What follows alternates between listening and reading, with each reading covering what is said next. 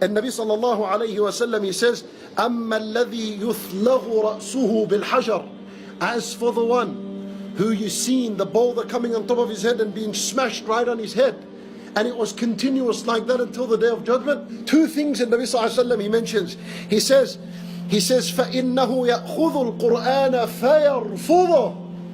فَإِنَّهُ يَأْخُذُ الْقُرْآنَ. يعني he takes by the Qur'an. يعني he knew this Qur'an and he understood the importance of this Qur'an, and he was a Muslim, and he said, آمنت بكلام الله. I believe in the word of Allah. And he knew it was the problem for all his solution for all his problems. He knew everything about it.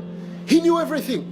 And he knew how much Allah Azza wa Jalla would be happy and pleased with him if he read it. يأخذ القرآن. But then what does he do? فيرفضه. He puts it and he turns his back away and he keeps walking. He neglects, he abandons. I can tell you, you knew so much about the Quran and you knew its significance. Why didn't you turn to it? Why didn't you implement that which you knew? For that was his punishment in the grave. Listen, the next half of the narration says, وَيَنَامُ عَنِ الصَّلَاةِ الْمَكْتُوبَةِ.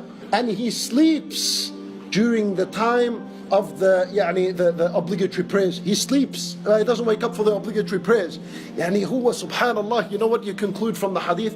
And Nabi sallallahu alayhi wa sallam, he put these two in one rank.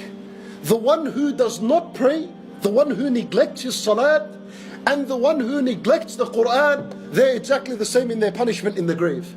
He says, you know the seriousness of the one who neglects the salah. You know the seriousness of it. This is why you'll force yourself to pray. And you'd get up. Even if you can't taste the sweetness of the salah, you'll get up and you'll pray. We know the seriousness of abandoning the salah. And Nabi sallallahu alayhi wa sallam taught us in the hadith that neglecting the salah is a crime just as bad as neglecting the Quran. For if you are a person that forces yourself to pray because of the seriousness of abandoning the salat, then your attitude towards the Quran is supposed to be the very same.